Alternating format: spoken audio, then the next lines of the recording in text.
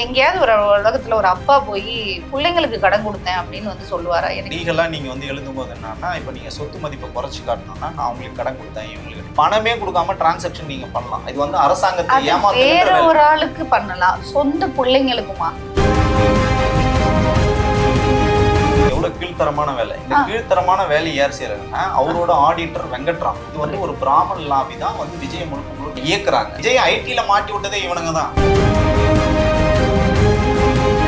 செலவு பண்றது ஃபுல்லாவே ஆதவ அர்ஜுனா தான் அப்படின்னு சொல்றாங்க. இது வந்து பரதேசி தான். அப்பத்துல இருந்து இது சுத்திட்டு இருந்தது பாத்தீங்கன்னா ஒரு ஸ்விம்மிங் பூல் ட்ரைனர் தான். பல ஆயிரம் கோடி ரூபாய் வந்து அந்த குடும்பத்தை ஏமாத்தி வாய்ந்த செட்டில்மெண்ட் பணத்துல தான் இந்த நாய் இன்னமும் சுத்திட்டு இருக்கு. பாலியல் பொறுக்கிகள், A1 ரவுடிகள், யாரெல்லாம் பணம் கொடுத்தான் யாரா இருந்தாலும் பரவாயில்ல அப்படின்ற ரேஞ்சுக்கு நீங்க போயிட்டீங்கன்னா,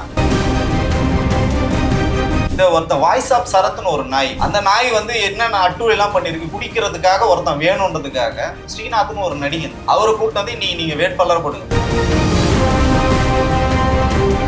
இவர் சொன்னார் அவங்க ஒய்ஃபை ஒர்த்து இல்லை. நான் சொல்றேன் விஜய்லாம் ஒர்த்தே கிடையாதுங்க. அவங்க அப்பா சொல்லிட்டேங்க என் புள்ள ஒழுக்கமானவன்னு சொல்லிட்டேங்க. அவன் மகன் சொல்லட்டும் எங்க அப்பா ஒர்த்து, எங்க அப்பா ஒழுக்கமானவன்னு. இவங்க யாருக்குமே நீ ஒர்த்து இல்லை. நீ எனக்கும் சேர்த்து வந்தா நாளைக்கு தலைவரா வரப்போறோம். தொண்டருக்கான அடிப்படை தகுதி இல்லாத ஒருத்தனை வந்து நான் முதலமைச்சரை என்னால கற்பனை கூட பண்ணி பார்க்க முடியல. ஒரு வேளை விஜய் ஜெயிச்சாருன்னா அது தமிழ்நாட்டோட சாபக்கேடு. இந்த மக்களை யாரும் வந்து காப்பாற்றவே முடியாது.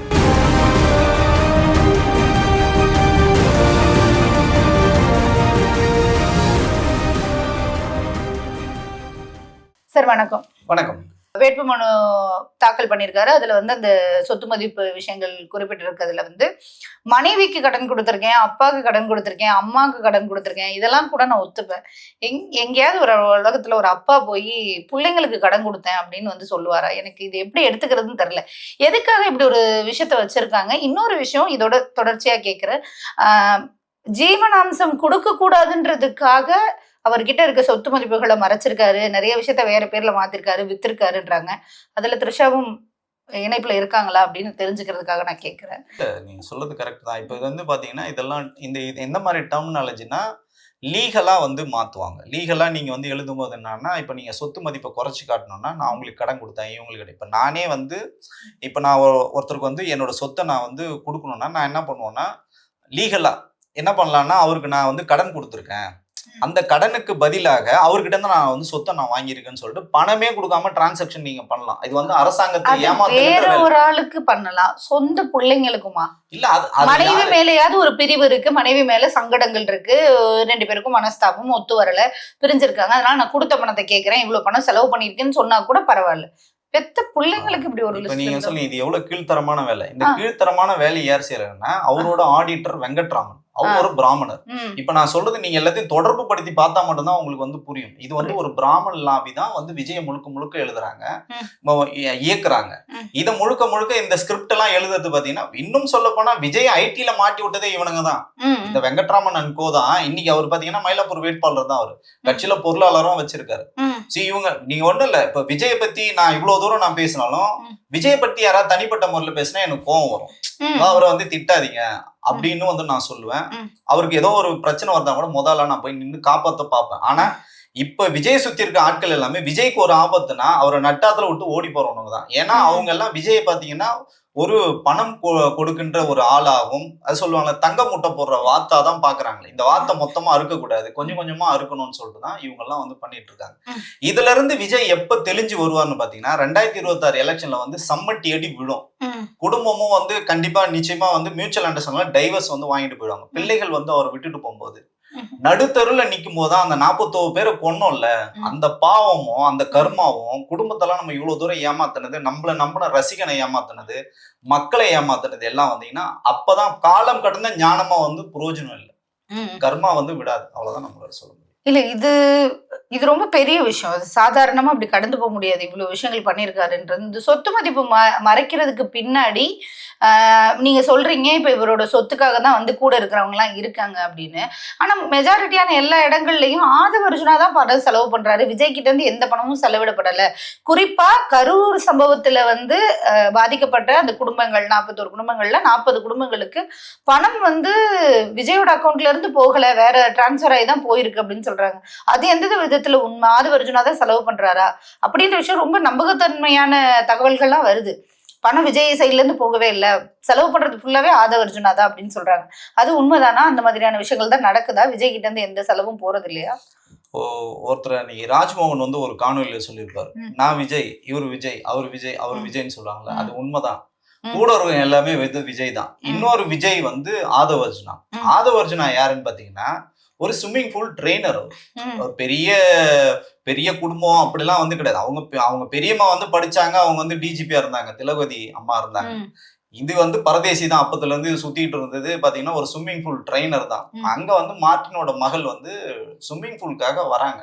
இருந்தாலும் ஒரு கோச், அதாவது வந்து குரு, இவங்க வந்து ஸ்டூடெண்ட். அந்த ஸ்தானத்துல இருக்க வேண்டிய இந்த நாய் அவங்க வந்து பணக்கார வீட்டு பொண்ணுன்னு தெரிஞ்சுக்கிட்டு வயசெல்லாம் கிட்டத்தட்ட 15 வயசு டிஃபரெண்ட், வயசெல்லாம் மறைஞ்சி அவங்க மேல வந்து அனுதாபத்தை சொல்லி நான் சோத்துக்கே வழி இல்லாம இருக்கேன், நான் வந்து பெரிய ஆளு, ஸ்போர்ட்ஸ்ல பெருசா நான் வந்து சாதிக்கணும்னு நினைச்சேன், என்னை வந்து அதை பண்ணிட்டாங்க இதை பண்ணிட்டாங்கன்னு சொல்லி அவங்க கிட்ட சிம்பத்தி கிரியேட் பண்ணி கல்யாணம் பண்ணி அங்க இருந்து அவங்க கிட்டத்தட்ட பிரிஞ்சுட்டாங்க, மியூச்சுவல் அண்டர்ஸ்டாண்டிங்ல பிரிஞ்சுட்டாங்க. அவங்க மனைவியோட அவர் வந்து இல்ல.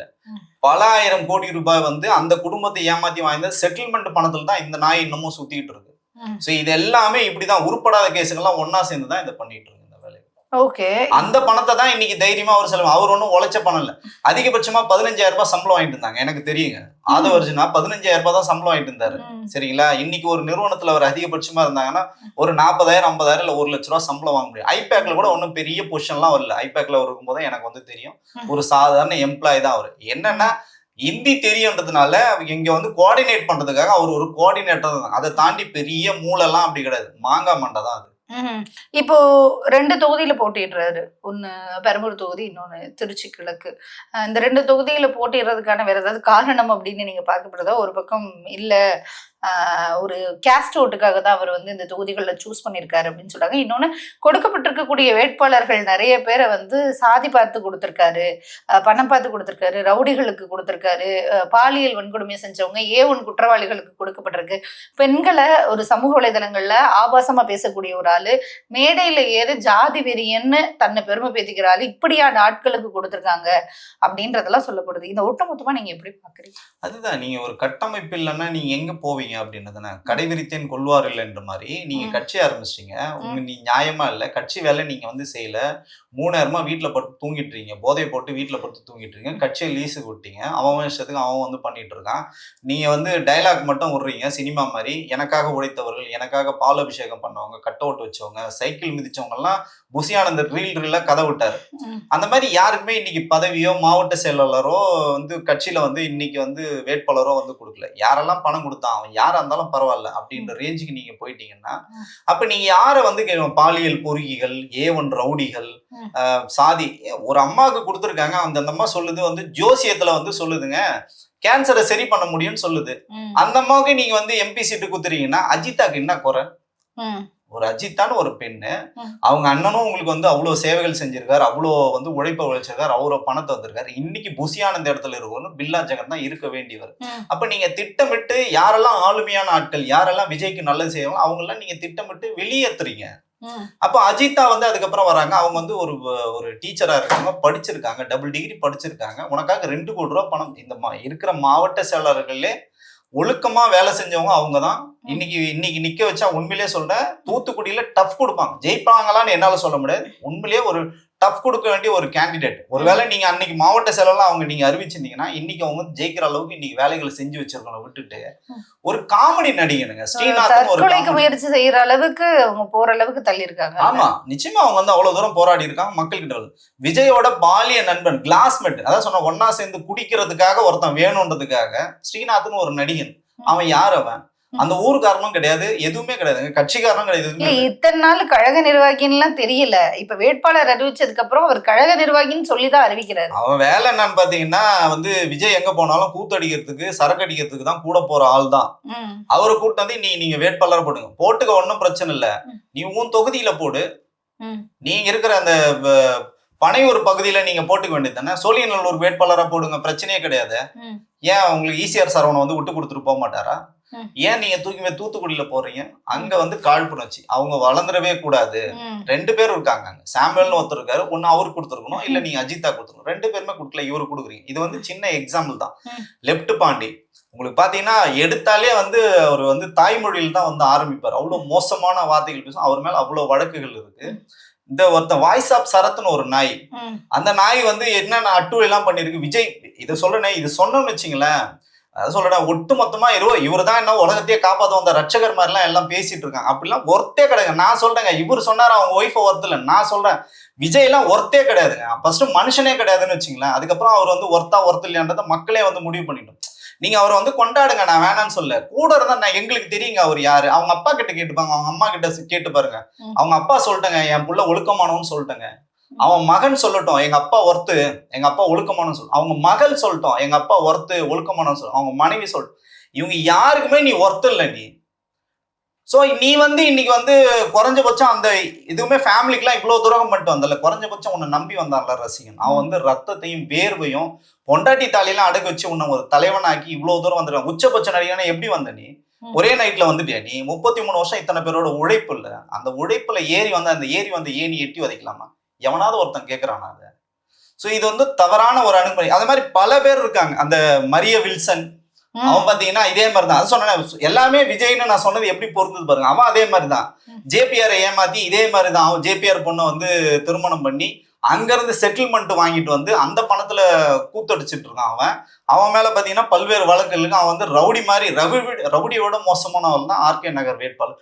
இந்த மாதிரி பல பேர் நீங்க சொன்னீங்கன்னா 70% வந்து பாத்தீங்கன்னா உங்களுக்கு முழுக்க முழுக்க குற்ற பின்னணி இருக்கிறாங்க. இன்னொரு பக்கம் பாத்தீங்கன்னா இவங்க எல்லாம் அப்படியே ஒருவேளை மன்றத்துல இருந்து வந்தவங்களா கூட பாத்தீங்கன்னா பிளாக்ல டிக்கெட் வித்து மக்களை ஏமாத்தி, இந்த பக்கம் வந்து ரசிகர் மன்றத்துக்கு வந்து போட்டோ ஷூட் பண்றேன்னு சொல்லிட்டு 10,000 15,000 வாங்கி ஏமாத்தி, இந்த மாதிரி இருக்கிற ஆட்களை வச்சு நான் தமிழகத்தையே மாத்த போறேன், தூய்மையான ஆட்சி கொடுக்க போறேன், இதுல வேற திமுக தீய சக்தி, நான் தான் தூய சக்தினா அந்த தூய சக்திக்கான வார்த்தைகள் அதுக்கு டெபினிஷன் என்னன்னு விஜய்க்கு தெரியுது.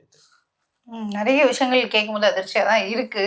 நீங்க அங்கேயே கூட பயணிச்சிருக்கீங்க, ரொம்ப முன்னாடியில இருந்து அவரோட இளமை காலத்துல இருந்து நீங்க கூட பயணிச்சிருக்கீங்க அப்படின்ற போது இது ஒரு பெரிய விஷயம் தான். நீங்க வெளியில வந்து இவ்வளவு தூரம் தைரியமா சொல்றதே. இப்ப இந்த தேர்தல் எப்படி இருக்கும்? அவருக்கு ஏதாவது ஒரு வகையில ஓட்டிங் பெர்சன்டேஜ் வருமா? ஏன்னா நிறைய இடங்கள்ல சொல்றாங்க இந்த அளவுக்கான வாக்குப்பதிவு வரும், அந்த அளவுக்கான ஆதரவுகள் இருக்கு அப்படின்னு சொல்றாங்க. இறுதி கேள்வியா இது வைக்கிறேன், எப்படி இருக்கும் இந்த தேர்தல் சந்திப்பாரு? ஒருவேளை இந்த தேர்தல்ல வெற்றி பெற்றா என்னவா அவர் மாறுவாரு, இல்ல தோல்வியுற்றா என்னவா மாறுவாரு? இப்போ தேர்தல்ன்றது பாத்தீங்கன்னா இதுக்கு வந்து ஒரு மக்களுக்கான குறைஞ்சபட்சம் மக்கள் என்ன நினைக்கிறாங்க, மக்களோட நம்ம வந்து இருக்கணும்ன்ற குறைஞ்சபட்ச ஒரு அடிப்படை அறிவாவது இருக்கணும். இல்ல வந்து மக்கள் மேல ஆர்வமா இது எதுவுமே தெரியாதான். அவர் என்னன்னு பாத்தீங்கன்னா ஒரு லகான் கோழி மாதிரி தான், அதை நீங்க வச்சீங்கன்னா அப்படியே இருக்கும், அப்படியே போவோம். அதுக்கு வந்து எதுமோ சுய சிந்தனையோ சிந்திக்கின்ற ஒரு திறனோ வந்து கிடையாது. இப்ப மக்கள் வந்து இன்னைக்கு உங்களுக்கு பிடிக்குதோ பிடிக்கலங்க, இன்னைக்கு வந்து ஸ்டாலின் அவர்கள் வந்து மக்கள் கிட்ட வந்து போறாரு. 73 வயசுல பாத்தீங்கன்னா இன்னைக்கு மக்களை போய் சந்திக்கிறார், பல்வேறு திட்டங்கள் வந்து போடுறாரு, ஒரு எளிய மக்களை போய் சந்திக்கிறார். அதே மாதிரிதான் எதிர்கட்சி தலைவரும் மக்களை போய் சந்திக்கிறாங்க. அவங்க வந்து சொல்றாங்க இதெல்லாம் எங்க கிட்ட திட்டம் இருக்கு அப்படின்னு வந்து சொல்றாங்க. இந்த 2 கட்சிகளுக்கும் மாற்றுன்னு சொல்லி வரல, நீங்க என்ன இது வரைக்கும் பண்ணிருக்கீங்க? உங்க தொண்டர்களை சந்திக்க மாட்டீங்க. 41 பேர் செத்து போனா கூட நீங்க வீட்டுக்கு தான் வர வைப்பீங்க. 41 பேர் செத்து போனதுக்கு அப்புறம் கூட நான் பொறுப்பு இல்லைன்னு சொல்ற அவ்வளவு பொறுப்பான ஒரு மனிதர் தான் ஒரு பொறுப்பான பதவி வந்து தமிழகத்தின் முதல்வர்னா ஏன் நம்ம இவ்வளவு தூரம் உட்கார்ந்து பேசுறோம்னா, எனக்கும் சேர்த்து வந்தா நாளைக்கு தலைவரா வரப்போறோம். தலைவருக்கான ஒரு தொண்டருக்கான அடிப்படை தகுதி இல்லாத ஒருத்தனை வந்து நான் முதலமைச்சரா என்னால கற்பனை கூட பண்ணி பார்க்க முடியல. அப்போ நீங்க அந்த இடத்துக்கு நகரணும்னா நீங்க என்ன பண்ணிருக்கீங்க, என்ன தியாகம் பண்ணிருக்கீங்க? ஏதாவது ஜெயிலுக்கு போயிருக்கீங்களா, இல்ல மக்கள் பிரச்சனை பேசிருக்கீங்களா? ஒரு பொன்ராஜன் ஒருத்தர் வந்து ஒரு வார்த்தையை சொல்லிட்டாருன்னு நைட்டோட நைட்டா டிஜிபி ஆபீஸ் போறீங்க. உன் மனைவி குறித்து உங்க சொந்த ஐடியிலே வந்து அவ்வளோ கீழ்த்தரமான ஆபாசமான வார்த்தைகளை வந்து எழுதுனானு அவனை ஏதாவது கேள்வி கேட்டியா? தாவேக்கா வந்து தொண்டர்கள் இப்ப ஒரு இதுக்கு முன்னாடி நிறைய பேர் வீடியோ போட்டாங்க, உங்ககிட்ட வந்து கம்ப்ளைண்டே கொடுத்தாங்க. மாவட்ட செயலாளர்ல வந்து கீழே இருக்கிற பெண்களை வந்து பாலியல் அபியூஸ் பண்றாங்க, கற்பழிச்ச வழக்கு கூட இருக்கு. அவனெல்லாம் இன்னும் கட்சிக்குள்ளே வச்சுக்கிட்டு நீ போய் டிஜிபி ஆபீஸ்ல போய் கம்ப்ளைண்ட் கொடுக்கறதும் பெண்களுக்கு பாதுகாப்பு. தாவேகாவில தான் இன்னைக்கு பெண்களுக்கு பாதுகாப்பு இல்லை. தாவேகாக்கு போற சகோதரிகள் வந்து உள்ளபடியே வந்து அவங்கள வந்து அவங்க பரிசோதித்துக்கணும். அவங்க வந்து இந்த மாதிரி ஆட்களோட நம்ம வந்து பழகலாமா, நட்பா இருக்கலாமான்னு சொல்லிட்டு அவங்க எச்சரிக்கையா இருக்கணும். எல்லாமே பொறுக்கி பசங்க தான் அவங்க. இந்த மாதிரி இருக்கிற ஆட்களை யாருன்னா தலைமை பொறுக்கியே இப்படி இருக்கும்போது அவங்கள நம்ம வந்து தவறு சொல்ல முடியாது. சோ இதெல்லாம் வந்து அவங்க வந்து சிந்திச்சு பார்க்கணும். வெகுஜன மக்களுக்கு எதுவுமே தெரியாது. எல்லாரும் விஜயை போட்டு நசுக்கிறாங்க, ஒடுக்குறாங்க. திமுக தான் சதி பண்ணுச்சுன்னா யார் உன்னை சதி பண்ணாங்க? இன்னைக்கு கூட பாருங்க 100 பேருக்கு அனுமதின்னு சொல்லிட்டு அத்தனை பேரை கூட்டி வந்து அவன் பின்னாடி போய் மாதிரி மொக்கிறீங்க. என்னங்க அவர்கிட்ட இருக்கு சொல்லுங்க? ஒண்ணுமே இல்லை. அவரும் நம்மள மாதிரி கை கால் மூக்கு எல்லாம் இருக்கிற ஒரு மனிதர் தான், சக மனிதர் தான். அவர் களத்துக்கு வரட்டும், ப்ரூவ் பண்ணட்டும். அதுக்கப்புறம் அவர் தலைவராக இருக்காரா என்னன்னு சொல்லிட்டு நம்ம எடுத்த உடனே அவர் வந்து அவர் தான் சிஎம், அவர் தான் நாங்க பண்ணோம் அதை சொல்லுனேன். ஒரு வேளை விஜய் ஜெயிச்சாருன்னா அது தமிழ்நாட்டோட சாபக்கேடு. இந்த மக்களை யாரும் வந்து காப்பாற்றவே முடியாது. ஜெயிச்சாருன்னா பெரம்பூர் பக்கமும் போக மாட்டாரு, இங்கேயும் வந்து போக மாட்டாரு. நீங்க முன்னாடி கேட்ட கேள்விக்கு நான் பதிலே சொல்ல. 2 இடத்துலயும் பாத்தீங்கன்னா அவர் சார்ந்த சமூகம் அதிகமா இருக்கான். முழுக்க சாதி தான். அந்த என்ன சொல்றதுன்னா மதமும் சாதியும் வச்சுதான் இவர் இங்க அந்த அரசியல் கேம் இருக்கிறார். இன்னொரு பக்கம் பாத்தீங்கன்னா சிம்பத்தி. என்ன அடிக்கிறாங்க, உதைக்கிறாங்க, என்ன கிள்றாங்க, என்ன நசுக்கிறாங்க. ஏன் உன் பொண்டாட்டி இயக்கிறதும் திமுக, உன் கட்சி இயக்கிறதும் திமுக, எல்லாரையும் இயக்கிறதும் திமுக, என்ன இயக்கிறதும் திமுக, எல்லாரும் இயக்கிறது திமுகனா நீ பேசாம திமுகல போய் சேர்ந்துட சொல்லுங்க விஜய. உன்னால சமாளிக்க முடியல. அதுதான் அரசியல். அந்த அரசியலை நீ பண்ண தெரியல. அவங்க அரசியல் பண்றாங்க, நீ வந்து வெறும் காழ்ப்புணர்ச்சி மட்டுமே பண்ணிட்டு இருந்த. இந்த எலெக்ஷன்ல விஜய்க்கான சதவீதம் ஒண்ணுமே கிடையாதுங்க. வெகுஜன மக்கள் தெரியாதவங்க மட்டும்தான் விஜய் வந்து ஆதரிக்கிறாங்க. அவர் சினிமால ரசிகரா இருந்தவங்க தலைவர் ஆகணும்னு ஆசை. தலைவருக்கான மெட்டீரியல் அவர் வந்து கிடையவே கிடையாது. தலைவருக்கான அந்த பக்குவமும் அவர்கிட்ட கிடையாது. நீங்க சொல்லுகின்ற அந்த பெண்கள் ஒழிப்பு, போதை ஒழிப்பு, இது எதுவுமே அவருக்கு வந்து தெரியாது. சொந்த பொண்ணையே வந்து பார்க்காதவர், சொந்த பொண்டாட்டி பார்க்காதவர், அப்பா அம்மாவை பார்க்காதவர், யாருமே பார்க்காத செத்து போன தொண்டன் வீட்டுக்கும் போனது கிடையாது. இது எதுவுமே இல்லாதவர் தமிழகத்தின் அரசியல் தலைவராகி முதலமைச்சராகி தான் நீ நொட்டுவியா நீ? இதெல்லாம் வந்து வாய்ப்பே கிடையாது. ஒருவேளை அவர் ஜெயிச்சாருன்னா தமிழகத்தை ரஜினிகாந்த் சொன்ன மாதிரிதான் ஆண்டவனாலையும் காப்பாற்ற முடியாது. அவருக்கான வெற்றி சதவீதம் களத்துல எதுவுமே இல்லை. ஓகே, நிறைய விஷயம் பேசணும். உங்களுடைய நேரம் ஒதுக்கி எங்களுக்கு இன்டர்வியூ கொடுத்ததுக்கு ரொம்ப நன்றி.